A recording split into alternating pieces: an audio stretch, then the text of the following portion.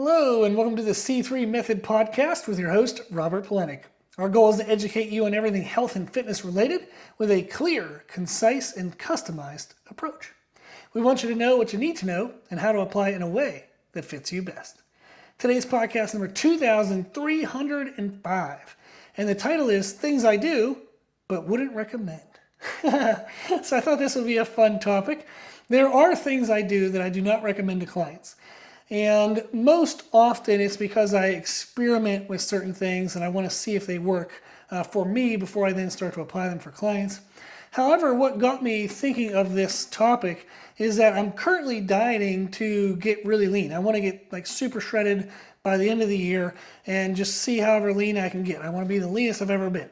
That's a fun goal to me.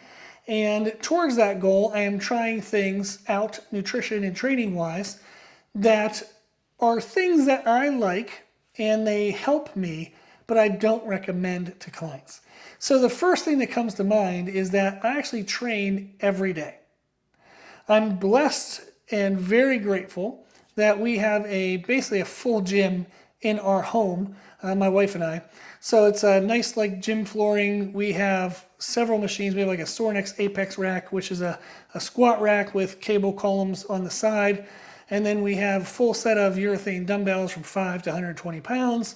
We got lying hamstring curl, glute drive, which is a hip thrust machine, Rogers Squat Pro, which is a free movement mechanics squat machine. Then we have a hack squat, which is fixed mechanics squat machine. We have a leg press. So we have a lot of stuff. We have a lot of really cool stuff at home. And it's basically like having a full gym in my house. And then I have my room I'm in actually right now, which is my office, that has extra stuff in it. So because I like to hoard equipment and just always doing that. So since I have this at home, I have a 30-second trip to the gym. Basically, I just got to walk downstairs. So that allows me to have access to equipment very easily. And the reason why I train every day is because I see it as an opportunity for me to make progress towards my goals. I have a hard time accepting that doing nothing is a productive behavior. I'm going to clean that up because there actually are benefits to rest days. But the reason why I don't like doing it is because I know how to manipulate my training intensity. Meaning, if my body's feeling a little bit beat up, but I still want to train that day, maybe I'll train small body parts. Maybe I'll do some stuff for my rotator cuff. I'll do a little bit of ab training. Maybe I'll do some small body part stuff that's a lower intensity, maybe calves. Do a little bit of tricep work, high volume, just to kind of pump up the muscle. Do a little bit of blood flow restoration through the elbows. There's a lot of things that can still be done if you know how to manage intensity. So why would I miss the opportunity to do those things? They also help me burn calories. I'm more active. So rather than having a step count for the day, where maybe I go walk an extra 1,000 or 2,000 steps, I can just come right down to the gym in 30 seconds and do odds and ends that help heal my muscles or progress muscle development that burn the equivalent amount of calories as a step count would. And for me personally, I find that more mentally restoring than going for a walk. If I were to go for a walk outside, that is more annoying to me than it is helpful because I live in the Carolinas. It's 1,000 degrees. There's bugs. It's humid. And if I'm going to exert energy, I would rather get some type of muscle and joint benefit along with the caloric usage rather than being out in the hot, humid weather just burning some calories. So I train every day. Now, my rotation has some structure to it, but it also has some freedom. At this moment, I currently have 4 training days that have some manipulation to them and I rotate through them. So one day is going to be abs, chest, and triceps. And then I have the next day is rear delts, middle delts. Delts is short for deltoids, which is a fancy word for shoulders. So the back side and the middle of my shoulders. And then I have back. And then the following day is abs again. Any shoulder work maybe I missed or didn't think I got good enough. And then I'll do biceps. I have previously injured my biceps doing strongman training and then just moving equipment in the gym 10 plus years ago. So I like having a little bit of extra focus time on biceps alone so I can help to fill out some of the damaged tissue over time they look fuller and bigger, even though they have some kind of structural issues to them. And then the fourth day is legs. One rotation, I start with hamstrings, then hip thrusts, and then a squat movement, and then calves. The next rotation, I like to go to a commercial gym to use equipment that I don't have here at home, and that would be a leg extension, adductor, seated leg curl, and then again, some kind of leg compound movement. That's my rotation. Now, if I need to have a recovery day, I'll just throw in various body parts and offset everything to the next day. But I train every day.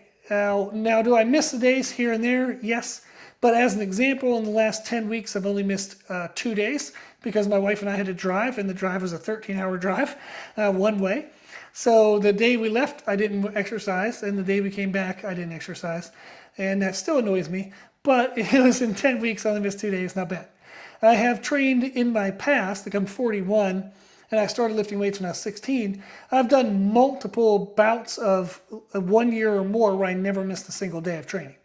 And that was me working through mental toughness to develop my discipline. When I was 16, I didn't like the way I looked. I didn't like a lot about myself. And one of the things I didn't like was my lack of discipline. So I challenged myself to be more disciplined, and training every single day in some capacity with some parameters was a way for me to build the discipline that I now have at 41 to where I can train every day and actually enjoy it. It's something if I don't train, I don't like it. Like, I'm very unhappy for the day. I keep my unhappiness internally, so I'm not grumpy to everybody around me, but internally I'm not very happy. When I get to train, I feel like I've progressed. I'm one day further away from being a fat, lazy piece of crap. So it motivates me to train. So I'm very unhealthy self-talk probably, but I enjoy it. I really thoroughly enjoy training. It is, other than being with my wife, it's my favorite thing to do. So when you think about my whole day, Meredith and I share some time in the morning. When she wakes up, we sit on the couch for a little bit, watch a little bit of YouTube, chit-chat about life. And then at the end of the day, we chit-chat a little bit like after dinner and enjoy that time. Those 2 times of the day are my favorite. The very next favorite time is when I work out. So if those are the only 2 things I can do in a day, I've had a good day. It doesn't even matter what the hell else happened. I love training. So I train every day. Now, I don't recommend that to clients because clients often can't manage their intensity correctly to where they would be able to avoid overtraining. So therefore, it's helpful for them to have a day off because it gives that chance for their body to recover, whether they've mismanaged proper technique, which might have caused a lot of joint stress or muscle tightness, whether they mismanage their hydration, their nutrition, which can cause lack of recovery or joint tightness. There's a lot of more variabilities for other people that I'm not there to micromanage on a day-to-day basis. So giving them 1 or 2 days off a week, even if they're a very intensely focused bodybuilding client, it helps to manage some of those things that I can't control micromanaged per day. Hydration levels, total calorie intake, whether they had a good day or a bad day, their training technique quality, the training weight load intensities, their weight selection, things like that. So it gives a little bit of a buffer for the things that they don't know how to control or aren't even aware that they should be controlling. It gives a little bit of a buffer for that. Then also, not everyone loves training the way I do. So if they had to train every day, they can very quickly become burned out and frustrated. Giving them a day off or 2, a week, or even 3, gives them a chance to not feel burdened by the responsibility of training. And then maybe they can also catch up on other things in life, other tasks, and or have more social times and other interactions. So it tends to be a better balance for other people to have a day or 2 off a week, whereas for myself, I do not like that, and I'm able to micromanage everything to where I don't need it. Then the second thing that I want to share in today's podcast, that is something I do but I don't recommend, is a really high protein percentage diet. As I said, my goal is to cut body fat right now. So I am keeping my protein very high, but my calories very low. For example, on most days, I'm averaging around 2,200 calories. I weigh 230-ish pounds right now as reference. And my body fat percentage, if I had to guess, would be around 12 to 15%, somewhere in there. So 2,200 calories. Of that, at least 300 grams of protein. And usually I'm more around like 350, even up to 400 grams of protein, which means I have very, very little carbs and fats. This is a diet structure that actually works well for me because I find protein to be very satiating, and I'm obsessive about making sure I have enough protein around to manage muscle repair and recovery. There is a role of fats and carbs in muscle repair, recovery, and growth. However, what I find is in the structure I'm using, I'm able to feel recovered from training session to training session, and I'm able to make progressions in my lifts, and I don't have any joint pain or muscle stiffness or muscle tightness. So my performance and my recovery are going in positive directions, even though my carb and fat intake is very low. It tends to work well for me. Now, am I hungry during the day? You freaking bet. Absolutely. However, when I was 15, 16, and 17, I didn't eat anything all day. It was basically a form of a variation of anorexia. Is I was only eating one meal a day that my family would see, which would be dinner, and then I was avoiding breakfast, avoiding lunch, avoiding all other foods because I thought it would help me lose body fat. The downside was I was so severely under eating protein as well that I lost a ton of muscle. But at that age, for 2.5 years, I developed the ability to basically just be hungry and still function in life. That has not left me. Even from that age, I've always experimented with diets and things. Meredith and I were talking, and I've done over 6 diets where I've lost 50 pounds or more in like a bout of effort. So I've done 50 pounds or more in 10 months as a diet. I've done 50 pounds or more twice in 10 weeks, and I lost 50 pounds or more in 8 weeks once. So I've done a lot of diets, and I'm very used to feeling hungry and understanding that that's just necessary for the goal I want. It doesn't mean I'm impervious to it. It doesn't mean I haven't broken down from time to time. I still struggle with the hunger, but I would rather have that struggle knowing then that I'm maximally productive towards my goal of fat loss than to lessen that struggle and then maybe just waste time that I could be making faster progress. So I like to do a really high protein diet, and that is typically over 50% of my calories are protein. But I don't recommend this to clients because they likely don't have the experience with feeling miserable like I do, diet-wise. So therefore, it's not going to be as sustainable for them in regards to they're going to feel the misery, they're going to react to the misery, they're going to break their diet. They're going to tend to overeat. The other thing is that not everybody's as satiated like from protein as I am. They might have a high protein intake, but they still feel super hungry and it's miserable. And they're more carb sensitive, more fat sensitive than I am. Everybody's a little bit individual, and it's important for me to know that as a coach to make sure, okay, well, this diet structure works for me. I'm going to make everybody else do it. Hell no. You find whatever works for that person and makes it the least miserable, but also the most effective, and you use whatever the hell that method is.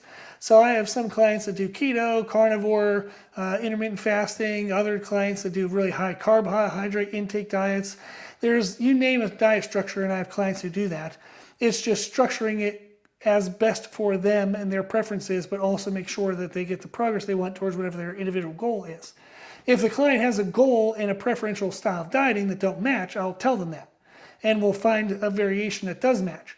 But I'm not going to predetermine that everybody I work with has to follow a certain diet if that's maybe not necessarily the best diet for them. The diet that I found for me is this ultra high protein diet.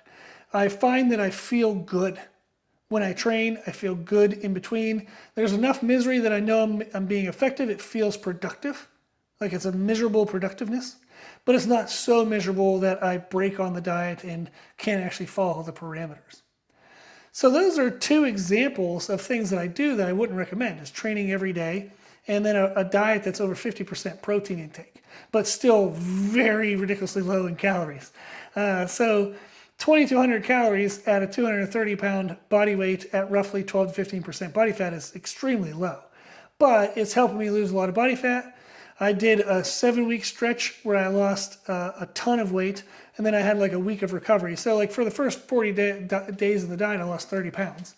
I had a recovery week where I sustained my weight instead of letting it go up or down. I just kept it the same. And now I'm pushing back into a rate of loss that's very aggressive. So last week I lost 4.9 pounds. So manipulating myself in this way, but also throwing in those recovery weeks where my nervous system needs it is very helpful. So for example, at the end of the 7-week stretch, I was starting to get cold after I would eat. And that's a sign of adrenal fatigue. So I realized, okay, I'm definitely pushing my body too hard. I need to pull back a little bit, let my body recover. So that's what I did. So I'm able to listen to certain signals my body gives me and understand when I need to adjust for those, but then also understand certain signals like hunger. Go screw you, body, and like eat off some fat, deal with it. So I have a good understanding over this many years and this much education and certifications and working with clients. I've worked with over 3,000 people in my career. So I have a good understanding of which things I listen to and which I don't. But I'm also still experimenting and learning all the time, which I find super fun and super exciting. So I thought that would just be a fun little insight into a few things I do that I don't recommend. Awesome. Well, if you have any questions, you can always reach out on our website. It's www.c3method.com. The 3 is spelled out, T-H-R-E-E, so it's C-T-H-R-E-E method.com. You can also find us on Instagram and YouTube under the name C3 Method. And if you do, please subscribe, please like, please do all the interactions along with this podcast as well. The more interactions we get, the more the algorithms on various platforms promote our different services and our videos and our content, so that way we can reach more people and help more people. So if you find this content helpful, please interact in some way so we can expand it out and reach more people. I greatly appreciate it, and hopefully they will as well when they find our various resources. Awesome. Well, if you need anything, just let me know. As always, I hope this was helpful, and thank you for listening.